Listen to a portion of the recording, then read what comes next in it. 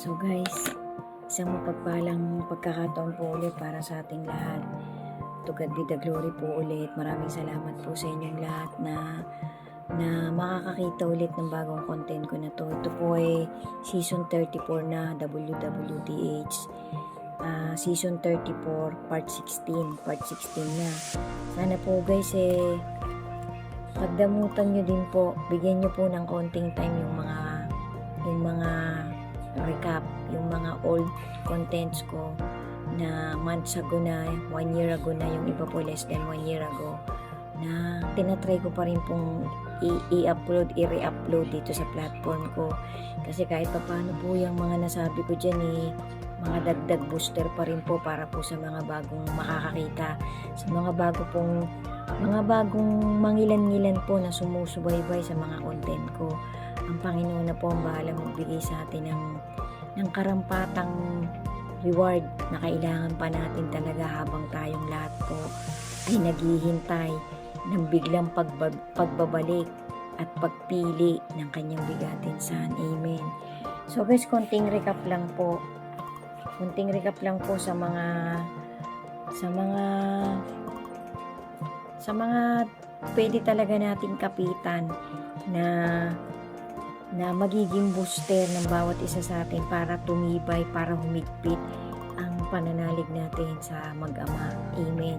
Kasi kapag po tayo ay mabuwal, kapag yung parang mauga, yung parang hindi matibay, yung bang mahubay, ibig sabihin mahuna, hindi durable, madali po tayong madideceive ng lahat ng uri ng materialistic sa mundong ginagalawan po ng bawat isa sa atin. So ako po, ang goal ko talaga guys paulit-ulit ko po yung mini-mention, madalas ko pong mini-mention na ang goal ko talaga ay makapaghatid ng maliit na booster ng faith ng bawat isa sa atin, sa mga bago pong nakakakita at na sumusubaybay ng mga content ko, sa mangilang-ilang kapwa-tao ko na kahit papano nakakita na, nakapagtapos na ng mangilan-ngilan kong content na kahit papano po masasabi kong spiritually motivated sa banal na Holy Scripture ng ating Lord Jesus, ng ating Creator. Amen. So guys, konting recap lang po.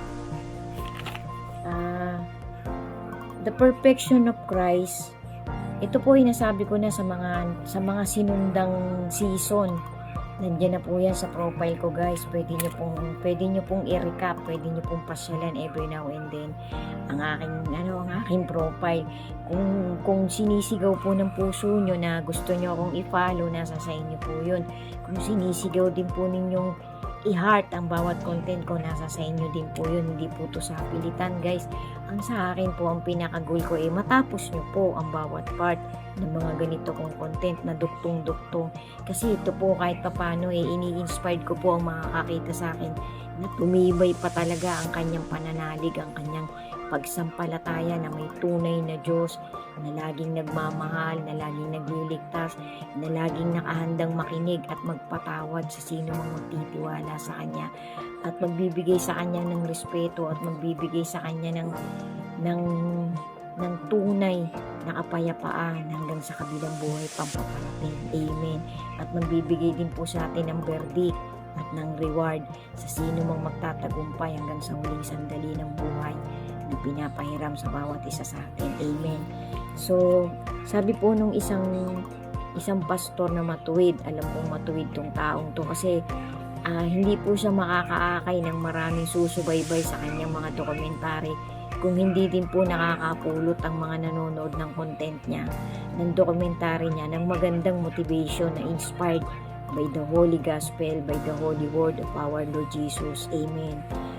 The perfection of our Lord Jesus, our God, is seen in the 7 I Ams, which is found in the epistles of John, the beloved John, the apostle of our Lord Jesus. Sabi po sa ministry ng ating Lord Jesus sa kanyang mga apostol, pinaliwanag po ni John na ang ating Panginoon nagpapatotoo na siya ay nagtataglay ng salitang ako ay ako nga, na talagang hindi po siya nagte-tell a lie guys, Hindi po pwede magsinungaling ang ating bigatin san. Kasi bawat salita po na lumalabas sa kanyang bibig, bawat salita na namumutawi sa kanyang bibig, nung umpisa pa po na siya naging body and flesh, galing po sa salita ng kanyang dakilang ama, ang ating creator.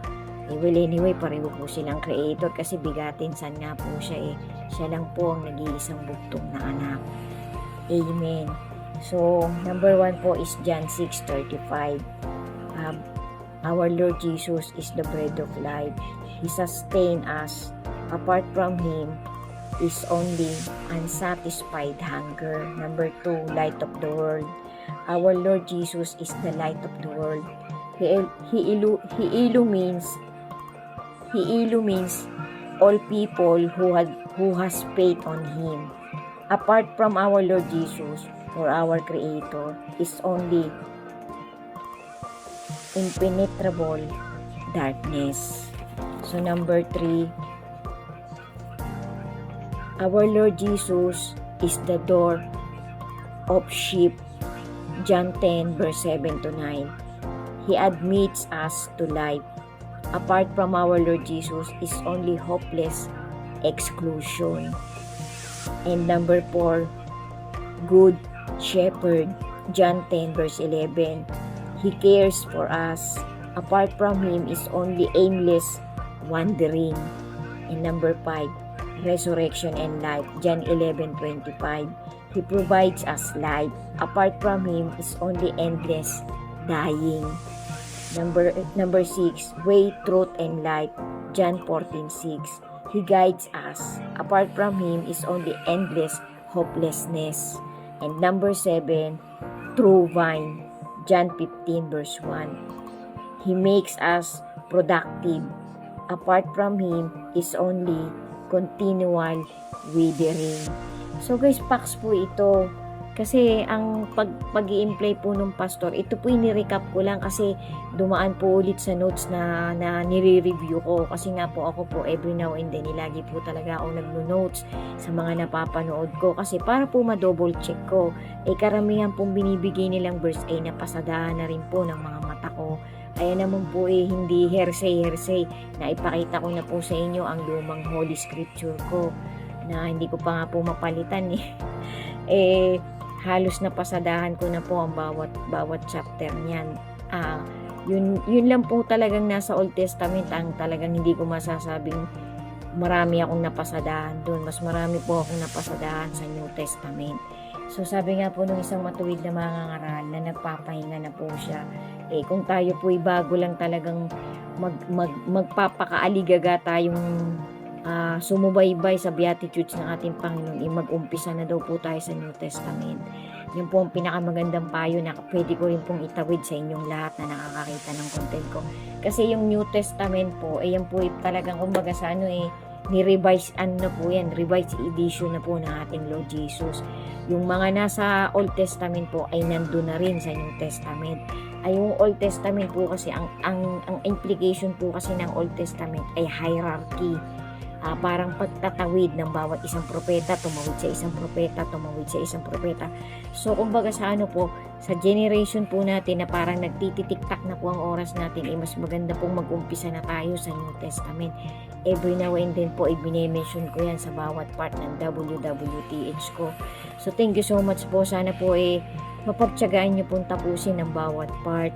At ang mga reposted kong mga dati ko pang WWTH, sana po yung mapasyalan nyo rin po at mapagtyagaan nyo rin pong tapusin. Sa mga susunod na araw po marami-rami po akong i-upload na talagang bagong sunod-sunod na part po nitong season 34 ko. Kasi ina-itemize ko pa po yung sasabihin kong vital na tinatapos kong documentary na talaga pong vital, vivid, malinaw po talaga, crystal clear po ang kanilang pagpapaliwanag na para po lalo pa nating maintindihan, lalo pa nating pagtibayan ang pagkapit natin at pagtitiwala sa ating Lord Jesus sa papalapit niyang biglang pagparito para pumili. Sana po lahat tayo isamot dalangin ko sa kanilang mag-amay, mapili tayong lahat po nang nagtatapos ng content ko. Ingat po tayo and be steadfast in your faith to our Creator, and to God be the glory po ulit. Thank you po for watching. May kasunod pa po. Amen.